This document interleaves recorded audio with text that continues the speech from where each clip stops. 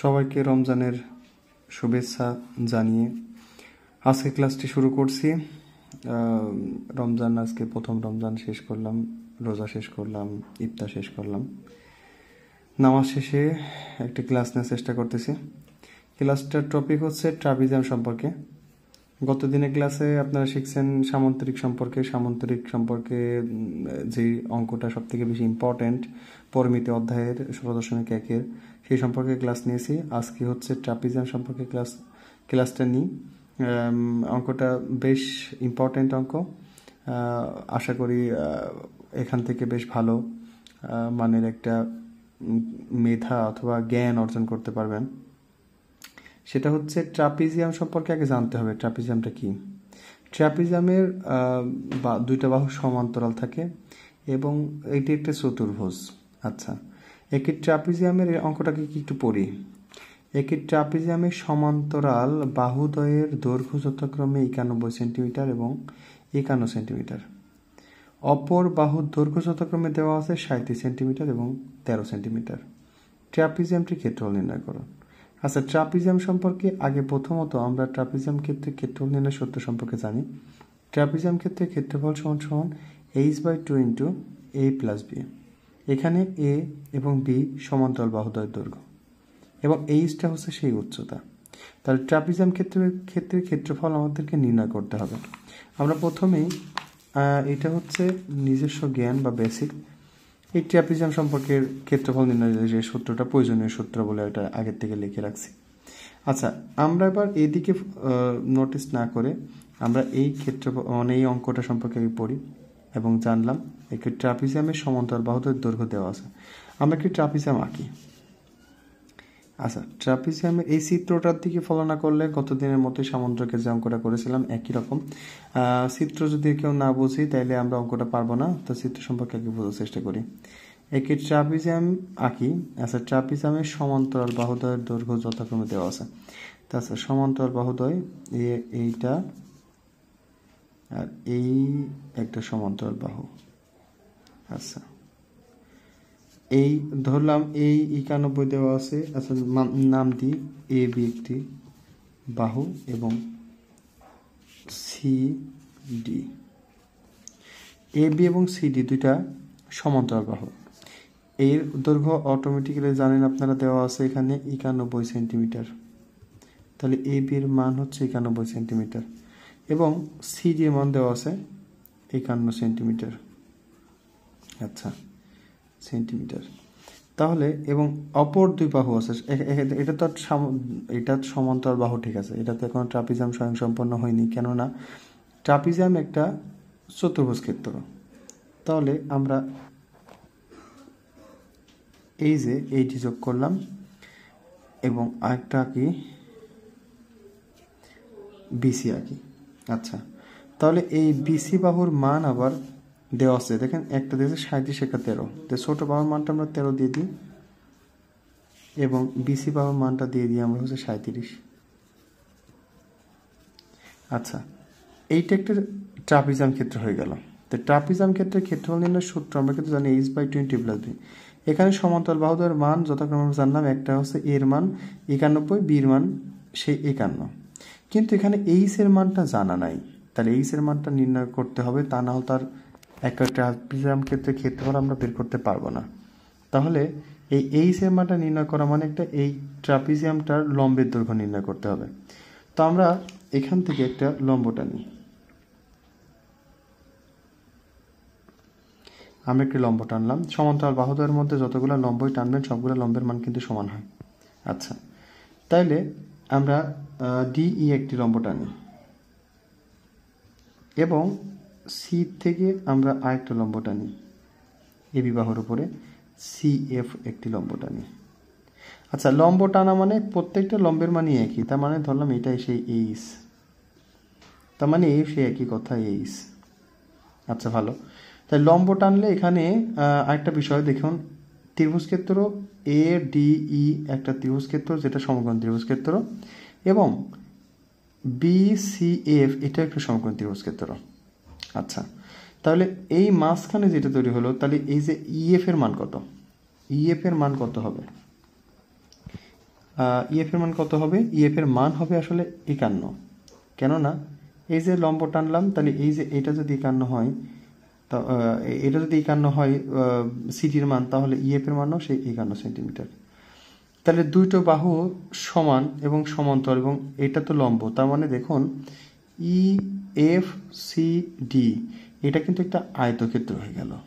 আচ্ছা আচ্ছা, এই ধরে নিলাম এই এর মানটা সেই এক্স। আচ্ছা, এই এর মান যদি এক্স হয়, তাহলে বিএফ এর মান কত হবে? এটা একটা বিষয়। তাহলে বিএফ এর মান কত হবে? আপনার কি কমেন্টস, এখন তো লাইভে নাই যদি বা, হয়তো বা কমেন্টসে আপনারা বলতে পারতেন। আচ্ছা, বিএফ এর মান হবে কত? বিএফ এর মান হবে, আমরা ধরেছি এ এর মান, আর ইএফ এর মান কিন্তু 51। আচ্ছা, তাইলে আমরা এ এর মানটা কত ধরলাম? এক্স ধরলাম। তাহলে বিএফ এর মান কত? বিএফ এর ভাই মান হচ্ছে 91। টোটাল টুকুর মান কিন্তু আমরা জানি যে টোটাল টুকুর মান ছিল হচ্ছে 91। 91 মাইনাস এটা কিন্তু সেই ইএফ এর মান কিন্তু পাই 51, আর এই এর মান এক্স। তাহলে লিখতে পারি 51 প্লাস এক্স, অর্থাৎ 91 মাইনাস 51 মাইনাস এক্স, তাহলে হয় 40 মাইনাস এক্স। তাহলে ভাই বিএফ এর মানটা পাওয়া গেল কত? 40 মাইনাস এক্স। আমরা এতগুলো পরিশ্রম কেন করতেছি? এতগুলো পরিশ্রম করার কারণ হচ্ছে আমরা সেই এইচ এর মানটা নির্ণয় করব। তাহলে এখানে সমকোণী ত্রিভুজ, এখানে সমকোণ ত্রিভুজটা কি? সমকোণ ত্রিভুজ এ ই ডি, এই ত্রিভুজের বেলায় এটা কিন্তু সমকোণ ত্রিভুজ। তাহলে সমকোণ ত্রিভুজের বেলায় লিখতে পারি আমরা কি লিখতে পারি? A E square plus DE square equal to AD square, কারণ আমরা পিথাগোরাসের উপপাদ্য অলরেডি আমরা জানি। আচ্ছা, 13। যদি তাই হয়, তাহলে আপনি লিখতে পারেন কত? যে x square plus H square equal two 13 square, x square plus H square equal two 169। আচ্ছা, তাহলে আমরা এটাকে একটা 1 নম্বর সমীকরণ দিই। আচ্ছা, তাহলে এই যে বি সি এফ এটাও কিন্তু একটা সমকোণ ত্রিভুজ, ত্রিভুজ ক্ষেত্র বি সি এফ এটাও কিন্তু সমকোণ ত্রিভুজ হতে আমরা পাই। আমরা কি লিখতে পারি? এখানেও লিখতে পারি, আমরা এখানেও লিখতে পারি হচ্ছে একই কায়দায় লিখি আমরা H square plus 40 minus x square equal two 37 square. আচ্ছা, তাহলে এখানে আমাদের কি এইচ স্কোয়ার প্লাস এ মাইনাস বি হোল স্কোয়ার সূত্র, এ square minus 2 A B plus B square. 37-এর উপরে স্কোয়ার করলে কত হবে? 37-এর উপরে স্কোয়ার করলে কত হবে? সেটা হচ্ছে ক্যালকুলেটর মারলে হবে হচ্ছে কত?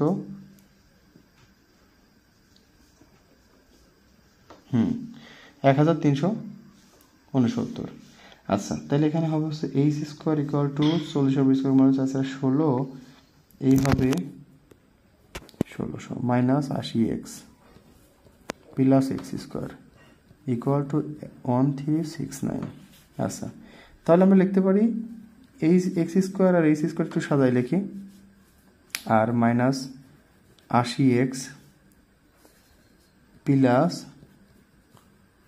1600 সমান 1369। Calculation, just calculation. তাহলে এখান থেকে লিখতে পারি এই যে এই মানটা আমরা কিন্তু অটোমেটিক্যালি জানি, এই যে 1 নং সমীকরণে 169, তাহলে 169 মাইনাস 80x প্লাস এই, ঠিক আছে, আমরা মান বসালাম এখানে হচ্ছে, আমরা এই যেখান থেকে মানটা বসালাম, মান বসিয়ে 1 নং সমীকরণ থেকে মান বসালাম। তাহলে এখানে যোগ বিয়োগ করলে কত হবে? 17, হ্যাঁ 1770, এই পাশে হবে হচ্ছে 1370, এই 80x-টাকে ওই পাশে নিয়ে গেলাম, বা লেখা যায় 80x ইকুয়াল টু হবে হচ্ছে 400, এক্স ইকুয়াল টু লেখা যাবে 400/80, অতএব এক্স ইকুয়াল টু 5। তাহলে এক্স এর মানটা আমরা দিতে পারি এখন 1 নং সমীকরণে, x সমান 5 1 নং সমীকরণে বসাই, এক নমে বসাই। আচ্ছা, তাহলে লিখতে পারি 5² প্লাস h² ইকুয়াল টু 169। তাহলে 25, তাহলে h² লেখা যায় 169 মাইনাস 25। h² সমান লেখা যায় 144, যোগ বিয়োগ করলে 44। h সমান লেখা যাবে রুট করলে হবে 12। তাহলে আমরা h এর মানটা পেয়ে গেলাম। তাহলে আমাদের সেই কাঙ্ক্ষিত সূত্রটা কি হবে? h/20 plus b। অতএব ক্ষেত্রফল হবে h/20 প্লাস b, অর্থাৎ h এর মানটা সে 12/2, এর মান ভাই এখানে 91 আর b এর মান হচ্ছে 51। 6 গুণ এই 2